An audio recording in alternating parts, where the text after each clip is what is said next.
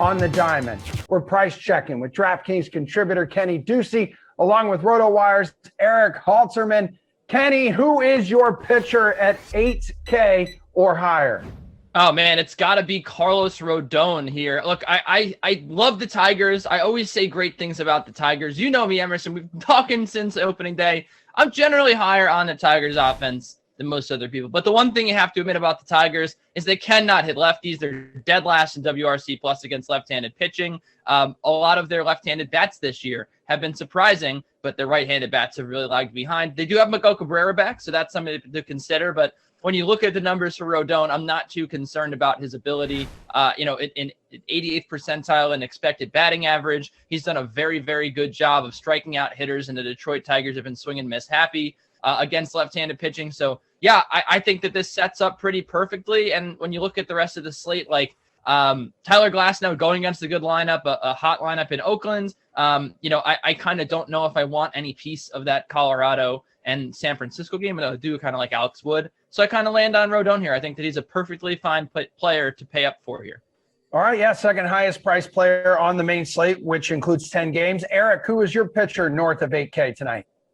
I think Rodon is a great choice. I was deciding between him and Tyler Glasnow, and I am going to go with Tyler Glasnow at 10,300. I think he's the only true ace on this slate, I think. The other guys who are priced near him because on a good day they look like Tyler Glasnow, and Tyler Glasnow pretty much always looks like Tyler Glasnow. Doesn't have the easiest matchup, as was mentioned, against the A's. But even in a bad outing, he still gets his points. Last time out, he allowed 5 runs against the Jays, but still struck out 10 at pretty respectable 19.3 points on DraftKings. So I think he's very stable floor and as high a ceiling as anybody. I think that high price is justified. All right, Erik, how about a hitter over 5K? Lots of choices here, including 3 that'll cost you at least $6,000. Yeah, I'm looking for an Astro to start against Justin Dunn, who has a 3.68 ERA, but all the ERA estimators are in the upper 5s. Just bad strikeout, walk, and ground ball rates so far this season. And the guy I'm going to go with is Yordan Alvarez at 5,400. He's not even doing everything we know he can do, and he's still having a great year, hitting 309 with a 149 WRC plus.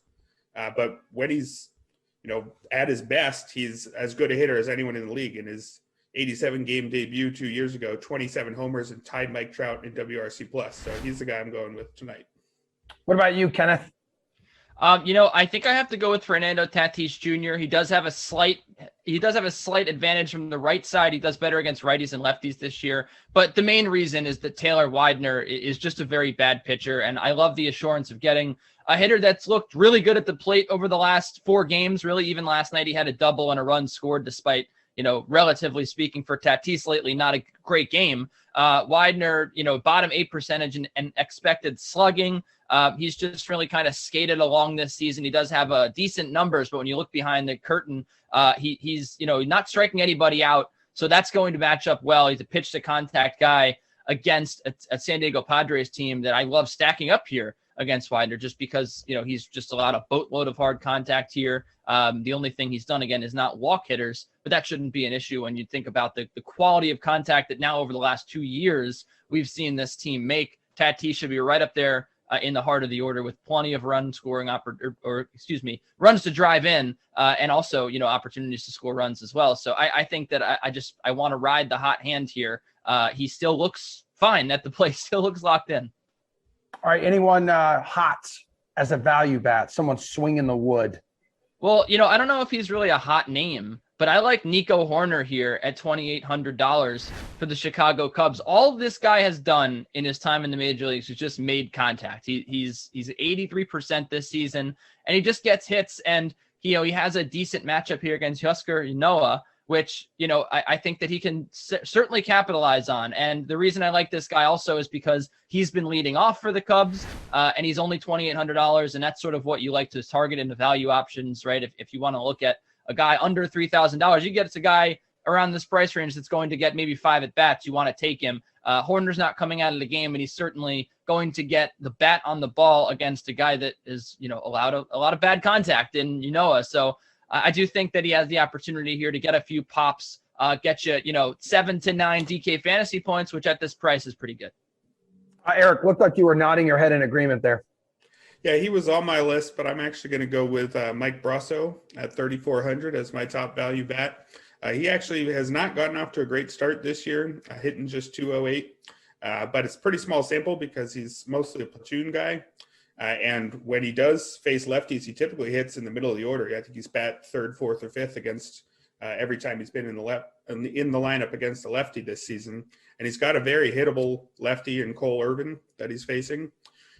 He's got a 5.83 career ERA, even after a couple good starts. A low strikeout rate. He doesn't walk people, but that profile works better if you keep the ball on the ground a lot, which he doesn't. So he just gives up a lot of contact in the air. Brasso has crushed lefties over the course of his career, hitting 299, 345, 555. And I think that makes him a great value play at just 3,400 tonight. Erik, take us over to the DraftKings Sportsbook here and hook us up with your favorite Major League Baseball bet.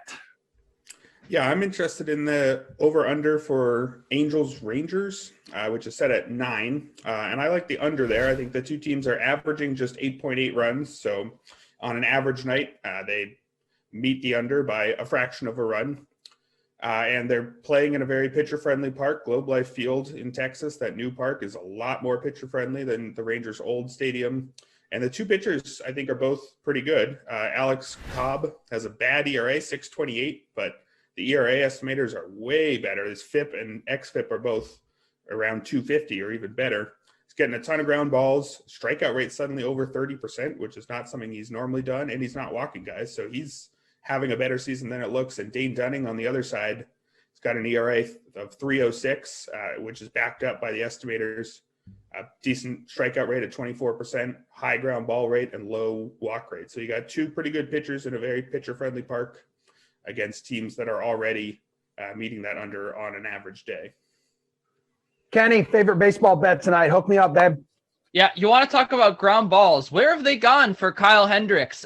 Career low so far, 39.7% ground ball rate. Of course, I should mention that's in the StatCast era, but we have not seen him this ineffective at doing what he does best, which is getting guys to put the ball on the ground in a very long time. His fastball is all the way down to 86 miles an hour, which is the bottom 1% of the league, which seems ridiculous. He's throwing his sinker more, and it's been, somewhat effective, but the rest of his repertoire is very, very bad. And, as a result, he's given up 9 barrels in 4 starts. And when you look at the way that the Atlanta Braves have hit Kyle Hendricks, and my bet's going to be Braves minus 130, it's been very good. You have 6 home runs between all the hitters in this lineup that are going to be facing Kyle Hendricks over the last 6 years. Marcell Ozuna with 2, Freddie Freeman with 1. Ozuna, by the way, a 382 hitter off of Kyle Hendricks. Plenty of guys here like Acuna, Albies have homered off him. So they know Kyle Hendricks. They can hit Kyle Hendricks. And the thing about it is everyone's been able to hit Kyle Hendricks this year. I don't even care that is not like in the greatest spot in the world, because he's not that good. But the Cubs, they ran into a few bad pitchers. I still don't think this is a good lineup. I'm not ready to say that this is a great lineup because they had a couple offensive outbursts. They still have a ton of problems.